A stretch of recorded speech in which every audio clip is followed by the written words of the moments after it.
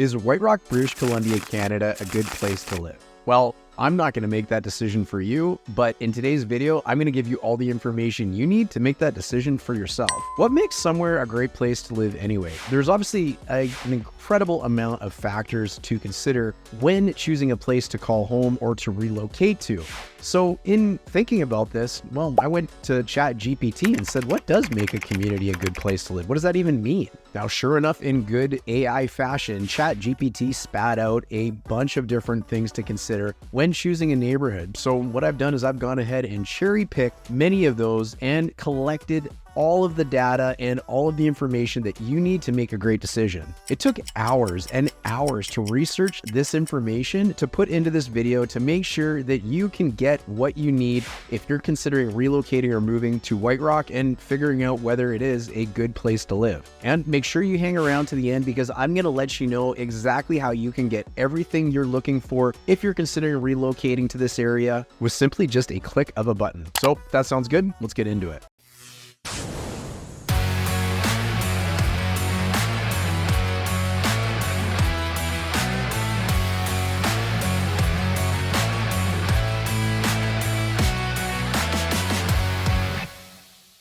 My name is Darren, team lead with the Germyn Group and realtor at McDonald Realty in Surrey, BC. If this is your first time on this YouTube channel and you want to know everything there is to know about living or relocating to either White Rock, South Surrey, or the Surrey area, be sure to subscribe and hit that notification bell so you get updated as soon as we release any new or updated information regarding the areas. We get calls and texts every single day from people just like you looking to relocate to the area. So if you're considering making a move in the next 9 days, 90 days, or 9 months, hit us up with an email or a text message or a phone call. We'll book a Zoom appointment to make sure you have all of the information you need to make sure your relocation to the areas that we serve is a smooth one. All right, so as we jump into this video, I want to make sure I give you a little bit of a caveat because some of this information might be a little more detail than what you're looking for. So I'm going to promise to you to keep it as short and concise as possible. But I do want to encourage you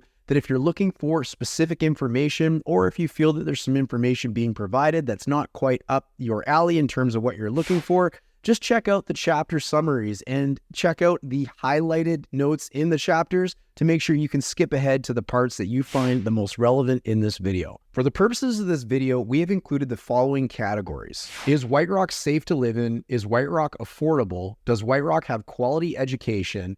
What is healthcare like in White Rock? What are the job opportunities available? We'll talk a little bit about the culture and recreation in White Rock. And lastly, we will jump into transportation. Without further ado, let's get into it. Is White Rock a safe place to live? Well, White Rock has its own RCMP detachment on Pacific Avenue, actually really in the city of White Rock. The estimated population of the city of White Rock is only just over 20,000 people, which means White Rock isn't overly big. That's 20,000 people, give or take, over about 5 square kilometers. Now, a real quick caveat about that is obviously White Rock borders onto the South Surrey area as well. So crime doesn't just stop at the border because it's either White Rock or Surrey. So you're going to want to take that into consideration as I share these numbers with you. Checking on the Canada Crime Index website, the crime severity index for 2022 is at 81.1, down 2.6% from 2021.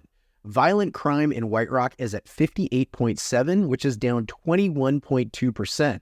And nonviolent crime is at 90.7, up 3.7%. It's worth noting that generally White Rock is better than the national average. This is also true for violent crime. However, for nonviolent crime, well, White Rock's actually slightly higher than the national average. So what is violent crime and what is nonviolent crime? Violent crimes can include things like homicide, attempted murder, sexual assault, assault robbery, criminal harassment, uttering threats, and other violent violations. Whereas nonviolent crimes can include things like drug violations, anything related to federal statutes, and traffic crime. So this is great. Compared to the national average, actually living in White Rock is safer and less violent than most other areas of Canada. Of course, being in a safe community doesn't just come down to whether you have good protection from police services or what the crime is like. It also comes down to fire as well. And luckily enough, White Rock actually has its own fire detachment as well. And there is other ones in the neighboring South Surrey community. So you're covered there too. Next on our list is White Rock affordable? Is it an affordable community to live? So for the purposes of this, we're going to be talking about purchasing a home in the area. For a detached home in White Rock, the median price per square foot is $675. This is higher when compared to the average in the Fraser Valley at $547 per square foot. The same for townhomes at $547 per square foot compared to $541 for the Fraser Valley. And lastly, condominiums, similar to townhomes at $686 per square foot in White Rock, whereas Fraser Valley median is $669 per square foot. So clearly the detached homes in the city of White Rock are more expensive than that of the remainder of the average of the Fraser Valley, but townhomes and condominiums are somewhat similar. What does this actually mean for property sizes and actual property prices though? Well, for that, we're going to check out the home price index. A detached home in South Surrey, White Rock came in almost $434,000 more expensive than the benchmark price of a home in the Fraser Valley. A townhome in White Rock, South Surrey came in at $127,000 more expensive than its counterparts across the Fraser Valley. Apartments did the same at almost $90,000 more expensive than its Fraser Valley counterparts. Backing this up just a little bit, well, we can clearly see that homes are more expensive in White Rock, but affordability really comes down to how much you personally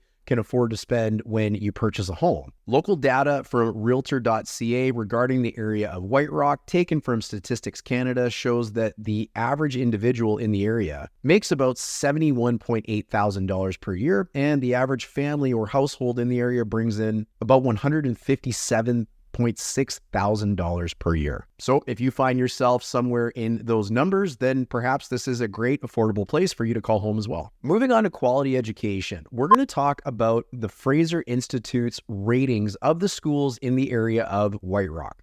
Now, there is 5 elementary schools that are serviced within and on the outskirts of the city of White Rock that service the residents of White Rock. And there's 3 high schools. Now, this seems crazy for the size, 5 square kilometers, crazy for the size of how big White Rock is. But yeah, you've got 8 schools in total. Here's how the schools fared. Ray Shepherd Elementary came in 475th out of 932 elementary schools in the province. Bay Ridge Elementary came in 72nd. HT Thrift came in 680th.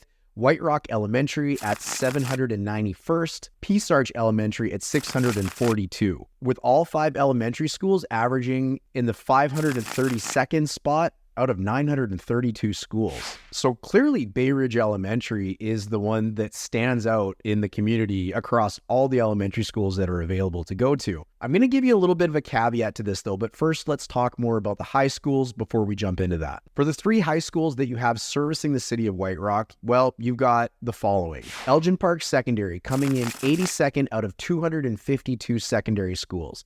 Semiahmoo Secondary coming in number 55, and Earl Marriott Secondary coming in 131st place. Of the 3 secondary schools servicing the area, they averaged at 89 out of 252. So apparently the secondary schools fare a little bit better than the elementary schools. But here's 3 things that I want you to know directly from the Fraser Institute's website when we're talking about comparing schools. Number 1, what is the overall rating based on? In BC, the elementary school ratings are based on province-wide test results in reading, writing, and math. These tests are written by students in grade 4 and grade 7. The secondary school ratings are based on province-wide test results in language, arts, math, and science during grade 10, 11, and 12. Second question, should I choose a school based on these results? The answer is no. The rankings reflect how the school is doing academically compared to others in the report card.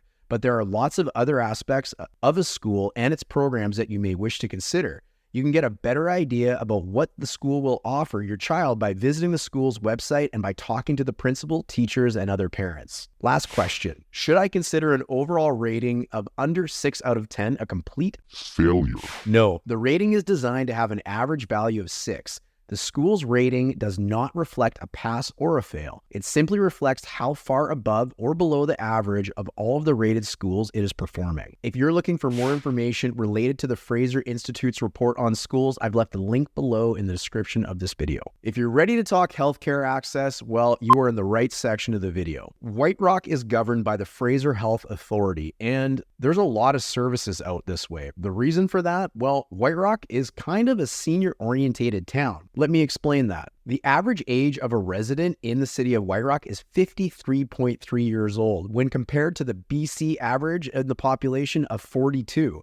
This is a difference of over 13 years. Furthermore, almost 1/4 of the residents that reside in the city of White Rock are over the age of 60. This means that you'll find a lot of services for not only seniors in the area, but healthcare in general. As of last count, there was 22 family clinics just in the peninsula, which is South Surrey and White Rock. There's also a maternity clinic, a primary care clinic, a youth clinic. Of course, you've got Peace Arch Hospital and emergency services. And you can find a long list on the Fraser Health website of additional services, which will also be left below in the description. When it comes to job opportunities in the city of White Rock, there is a plethora of opportunity available. After doing just a quick check on the website Indeed, which is one of many job posting websites that is frequently used in British Columbia, there was 669 positions within 5 kilometers of White Rock available at the time of filming this video. Of those positions available, 523 of them are full-time positions. You had 477 paying $20 or more per hour,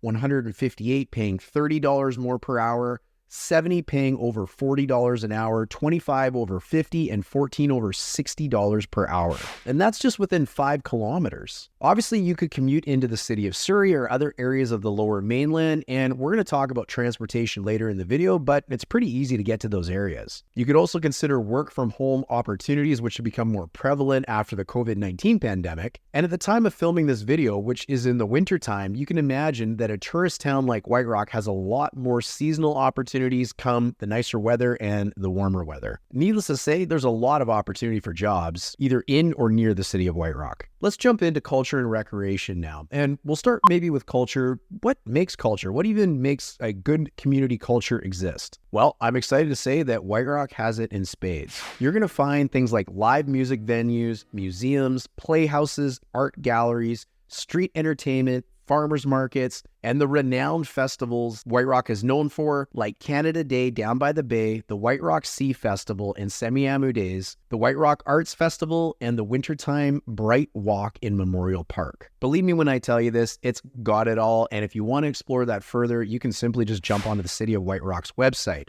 Let's talk about recreation now, though. If you've got kids or you love getting outside, we've got summer and winter absolutely covered in this city. White Rock features various gyms in both the White Rock and South Surrey neighborhoods.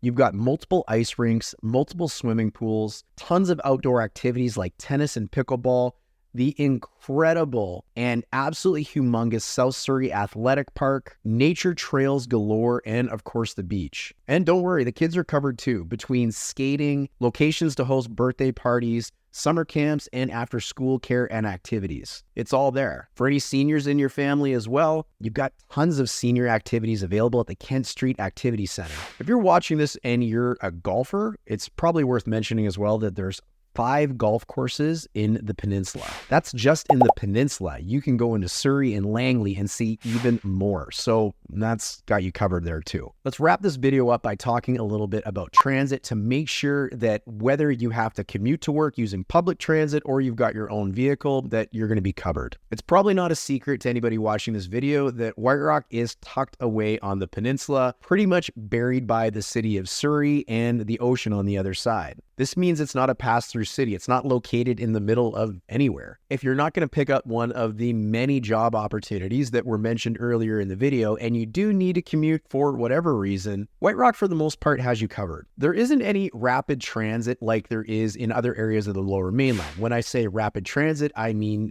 essentially the SkyTrain. The SkyTrain can get you to many locations throughout the lower mainland really, really quickly and quite easily. So with no rapid transit, there really just leaves bus service in the city of White Rock. And it's relatively frequent. You can catch a bus quite easily, but that's really the only way of taking public transit in this area for now. It was just announced in November 2023 that Surrey is getting one of 3 rapid bus transit routes announced for Metro Vancouver by the Mayor's Council on Regional Transportation, which will feature service running along King George Boulevard from the Wally area to White Rock. The bus rapid transit routes will feature traffic-separated lanes and signal priority at intersections. This is awesome news because now you could take the rapid transit bus and you could take it directly to North Surrey to catch the SkyTrain if you've got to commute and get to other areas of the Lower Mainland.